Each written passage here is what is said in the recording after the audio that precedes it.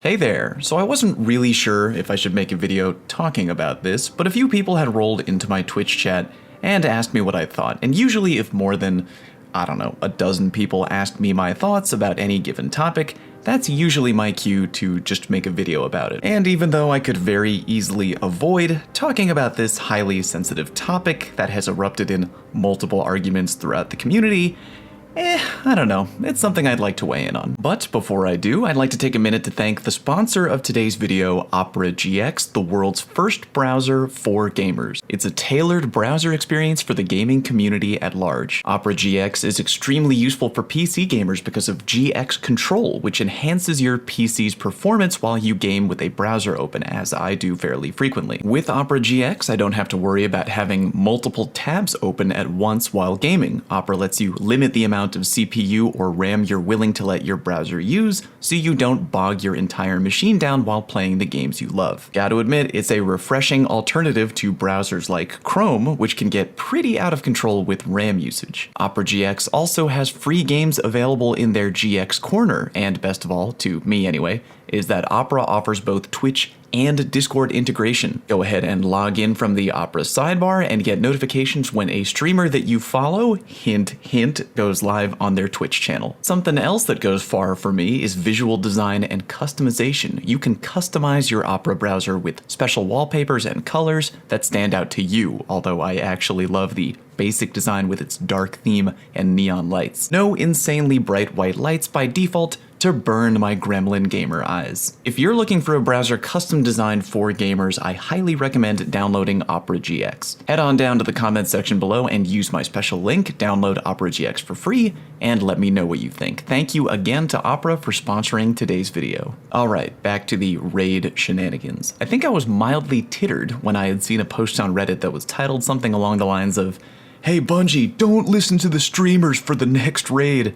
And I just thought, hey man, we don't all have a f***ing hive mind or something. Different players have different thoughts, you know? Anyway, if you're kind of lost with what I'm talking about right now, I'll fill you in from the beginning. One thing Destiny does that sets it far apart from other games' IMO is day one raid racing. If you're unfamiliar, when a new raid is dropped into the game, teams all indirectly compete with one another for the achievement of being the first team to fully complete that new raid. Bungie usually rewards the first team to complete any new raid with a unique emblem, as well as a shiny and awesome WWE-style belt for each player on that team. It's a crazy thing to watch unfold, emotions run high because everyone wants to be the team that finishes first. If you don't finish first, you can keep pushing to try and complete the raid within the first 24 hours of the raid being released. Doing so earns you a day one raid completion triumph, complete with a unique emblem that you can show off to your friends forever. Deep Stone Crypt, the new raid in Beyond Light, dropped on November 21st, and the day one raid hype was pretty big. I spent multiple days preparing, got a team together, and we spent several hours racing, ultimately finishing the raid on day one. Yay! Many other teams also finished Deep Stone Crypt on day one. Apparently, so many teams that it raised a few eyebrows. That led some people to wonder if perhaps the bar for the new raid had been set too low. Glad, a well-known D2 streamer, tweeted out that he felt the Deep Stone Crypt raid was maybe too easy. Some of his followers disagreed, and in replying to one of them, he shared the following take that would become highly debated within the Destiny community for the next few days. I'd like to mention at this time that this thread on Twitter is pretty much over now, but if you're still feeling compelled and want to weigh in on the discussion yourself, please be respectful. Word had gotten around later that Glad may have received threats of violence for his take on the raid, which is incredibly not okay. If you're threatening to hurt someone IRL over their video game opinions, you need to get your head examined, and that really is not an argument. So anyway, that spurred a community-wide argument. Was Deep Stone Crypt too, quote, easy, and was the day one emblem this time around a, quote, handout? Well, first of all, exactly how many teams did compete in the raid on day one? 5,321 teams to be exact, making it the most completed day one raid of all time. The next most completed raid was Eater of Worlds with 4,545 team clears. But how many teams actually attempted the raid on day one? Turns out, shockingly high number of players. Behind the Leviathan in 2017, when 376,000 teams attempted a completion, Deep Stone Crypt was actually the second most popular Day 1 raid, clocking in with over 279,000 teams jumping in on Day 1. That is the only other D2 raid, by the way, when over 250,000 teams attempted a Day 1 raid completion. Deep Stone Crypt finished with an overall Day 1 success rate of 1.9%, fairly close to Scourge of the Past at 1.4%, and Eater of Worlds remains the most successful Day 1 raid, where 2.6% of teams that attempted to play finished. Alright, time to finally share a few thoughts. 1.9% of teams that attempted to beat the raid on Day 1 actually beat it, and to me, that sounds extremely par for the course. Not even cracking 2% kind of implies that, yeah, Deep Stone Crypt was fairly hard, smack dead center between Scourge of the Past and Eater of Worlds. I think if we were ever in a world where the numbers were way far off the past raid numbers, like, for example, if 50% of the teams that went in to try a Day 1 raid ended up beating it, and then the next one after that was Eater of Worlds at 2.6%, okay, in that situation, yeah, maybe we need to examine the difficulty of the raid because number-wise, things aren't really aligning with past raid data. Moving on, next question. Why did so many teams participate in the Day 1 raid race this year? Well, there's a lot of factors. First and foremost, many folks are spending more time at home these days in self-quarantine due to, the C word that YouTube is apparently really touchy about people saying out loud, by the way. Second of all, Bungie gave us time. If memory serves me right with Garden of Salvation, Bungie only gave us 4 days to prepare from the launch of Forsaken. 4 days to grind through the story content, plow through everything as quickly as you could, to power level your characters and be raid ready. And by the way, if you think that's bad, Crown of Sorrow dropped the same day that Season of Opulence began, so players had to scramble to get to the contest modifier of 7:15 just hours before the new raid dropped. Deep Stone Crypt, on the other hand, gave us 10 full days to prepare, which is a lot of time. And while Last Wish also gave us multiple days to prepare, the power grind in Deep Stone Crypt was much more straightforward and less of a clusterfuck.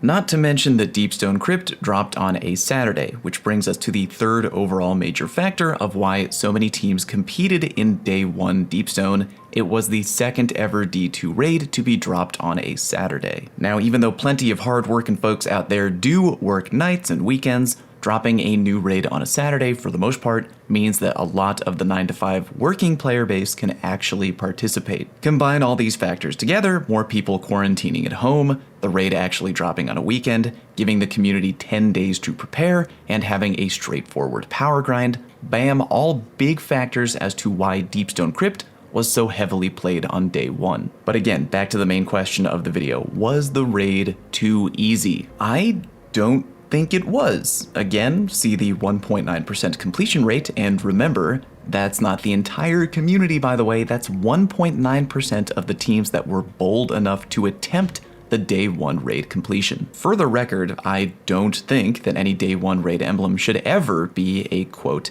handout, if we are defining handout as easy to the point where it's so unchallenging as an activity that the vast majority of attempted players are able to breeze through with little to no effort. I don't think that Deep Stone Crypt was a handout by that definition. I think it was adequately challenging, which was reflected in the 1.9% completion rate. Yeah, over 5,000 teams got it done, but with how many folks stepped in to try on Day 1, it makes sense. I have plenty of friends who are really talented players, several of them full-time streamers and YouTubers who did not complete Deep Stone Crypt on Day 1. IMO, the mechanics required a lot of team coordination and communication. There are plenty of past raids I can think of where some teammates could zone out and focus only on ad clearing while their teammates took care of the core encounter mechanics. Deep Stone Crypt did not seem like that kind of raid to me on Day 1. In almost every encounter, everyone had a job to do and everyone had to stay on the ball. I gotta admit though, there really is something oddly alluring about raids that are so uncompletable on Day 1 that the Day 1 raid emblem becomes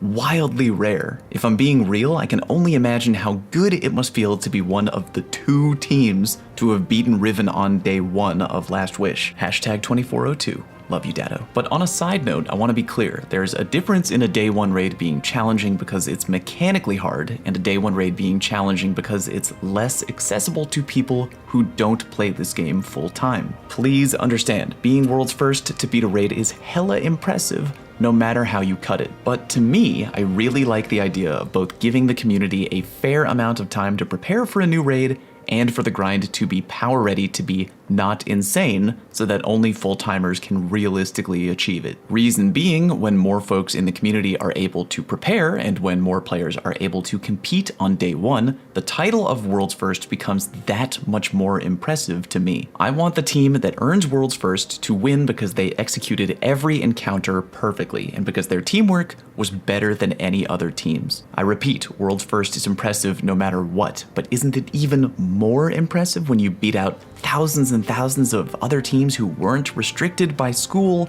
by work, and so on and so forth? I think so. I know we're getting a little off the topic of day 1 completions, which is a little different than World's First, but I do believe it is all tied together. I'm really happy that so many teams got to get ready on a non-insane schedule and partake in a day 1 raid that was done on a weekend. Much like my World's First thoughts, if a player or raid team is denied a day 1 raid emblem, I want their denial to be because they weren't able to successfully beat an encounter. I don't want them to be denied a day 1 raid emblem because the raid dropped on a Tuesday afternoon, day 1 of the new content, and they were busy at work. Day 1 raids should be reasonably accessible, not easily completable mind you, but reasonably accessible to the player base. Deep Stone Crypt was, and I hope Bungie takes that model and makes it the new golden standard moving forward with D2. And if the day 1 success rate ever leaps way above anything else on this chart of 2.6%, yeah, then we could have a different chat about difficulty. But for now, I think Deep Stone Crypt did a great job at being what a day 1 raid should be. Before we close out, update on the tweet that started it all. Glad did put out another tweet later where he admitted that his take was worded poorly, and for that and other reasons, he apologized. Although I disagreed with his original take, no one should have to deal with receiving personal threats, and shame on the people that did give him those. Again, if you want to weigh in on that, please do so respectfully. Thank you very much for watching, and I'll see you next time.